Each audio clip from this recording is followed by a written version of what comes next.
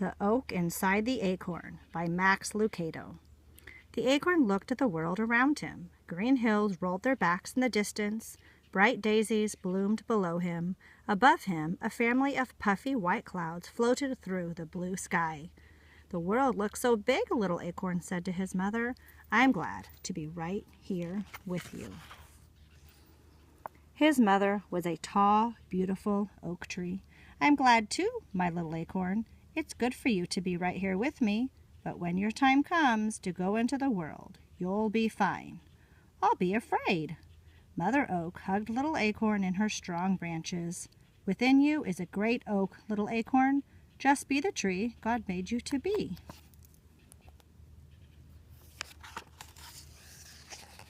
The time came to let go sooner than Little Acorn wanted. It started with a bump.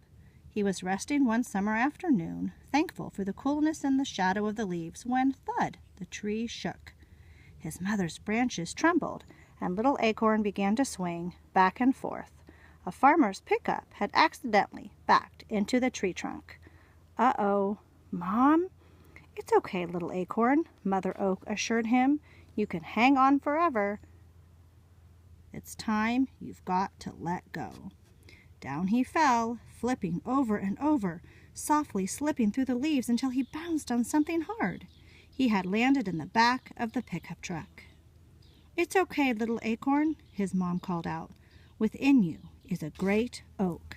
Just be the tree God made you to be." As the truck bounced, so did the Little Acorn. "Ouch," he said. "This is rough." "It gets better," he heard a voice say. Rolling over, Little Acorn looked up at a young tree. "Who are you?" he asked. "I'm a new little orange tree on my way to be planted." "What do orange trees do?" asked the acorn. "We grow oranges." "Oh," answered the acorn. He didn't know what an orange was, and was just about to ask when the truck slowed to a stop. "Wow!" exclaimed the orange tree, who was tall enough to see out of the truck. "What is it?" asked the acorn. "Trees, orange trees everywhere. It's an orange grove." "Okay, little orange tree, it's time for you to be planted," the farmer said as he lowered the truck's tailgate and climbed into the back of the truck. The acorn rolled away just in time to avoid the farmer's big boot. The farmer took the tree and was gone for a long time. Little Acorn stared at the sky as it began to darken. He missed his mother and her strong branches. The tailgate banged and the farmer jumped in. "A quick sweep," he said, "and I'm headed home." Little Acorn had never seen a broom. He barely saw this one before it sent him high in the air. He landed in soft dirt. "I wondered what happened to you," said the orange tree. Little Acorn was happy to hear a familiar voice. "Is this your new home?" "It sure is," Orange Tree said, "and it looks like it's your home too." Little Acorn had one more question. "Orange Tree, what do I do next?" Orange Tree's voice was sleepy. "Just settle in, little friend, and rest. God will make you grow."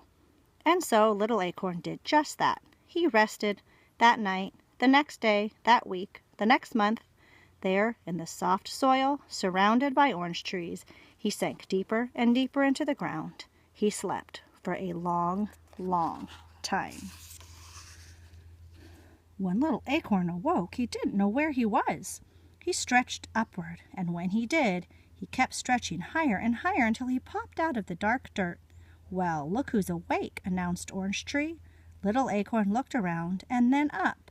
"Hello, Orange Tree. Have I been sleeping long?" "Long enough to become a small tree." Little Acorn looked down at himself and said, "I've changed." His round shell was now a slender trunk.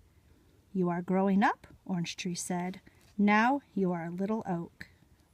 Little Oak straightened himself and remembered his mother's words. "Within you is a great oak." Maybe she was right, he thought, and he stood a bit taller. When the farmer came to collect the fruit, Little Oak Tree was worried. He had none to give. "Why, hello, Little Oak," the farmer greeted. "How did you get here?" The farmer walked away, and when he returned, he carried a big shovel. "I know just the place for you. He lifted the little oak tree out of the ground. "Bye-bye, my friend," said Orange Tree. The farmer didn't take Little Oak too far away. He carried him out of the grove to his big white house. The farmer chose a spot in the backyard overlooking the orange grove. "Let's see how you do here," he said. Then he dug a hole deep and set Little Oak inside it. He placed dirt around Little Oak and pressed it tightly around the tree's roots. Little Oak liked his new home. Little Oak was stretching his roots into the dirt when he heard, "Hi, I'm Pink Petunia. Who are you?" Little Oak looked at the bright flower near the house. He started to answer, but Pink Petunia didn't give him time. "Rosie is next to the house." "Hi there," chirped Rosie. "Daisy is here too." Pink Petunia continued, "We are soft and smell sweet. What about you?" Little Oak didn't know how to answer. He had no oranges. "Do you grow flowers?" Little Oak didn't know. He thought about his mother. "Maybe I could. Maybe that is what I'm supposed to do," he answered. So he tried hard as he could. Little Oak tried to grow flowers like his new friends, but not Little Oak.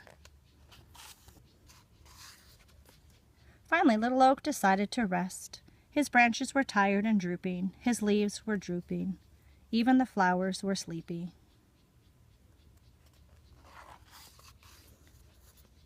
When the sun warmed his branches, Little Oak awoke. Only he wasn't so little anymore.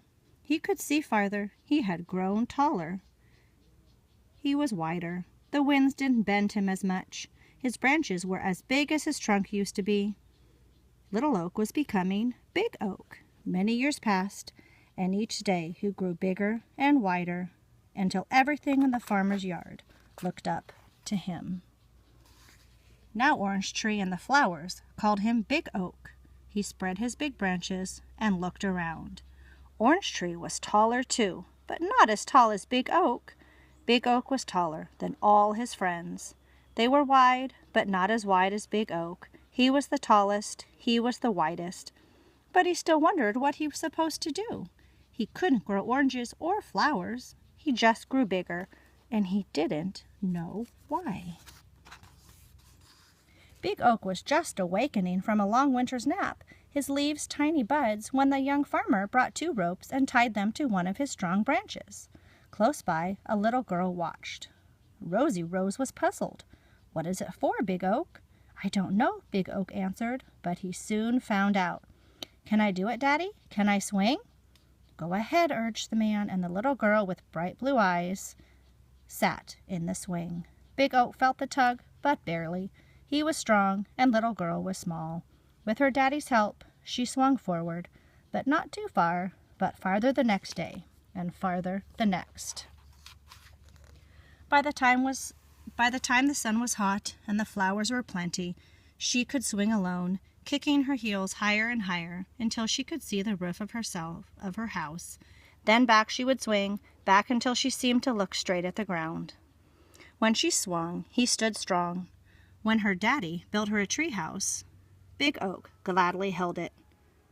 Each year, both grew taller. Each year, both stronger. When the gray skies brought cold days, Big Oak slept and the swing hung silent and the playhouse stayed empty. When blue skies brought warm days, they laughed and played. Little girl talked, and he listened. At last, Big Oak knew he had become the tree God made him to be.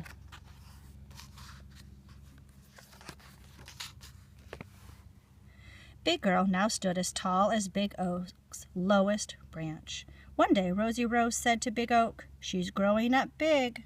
She'll soon leave." Big Oak didn't answer, but he now understood.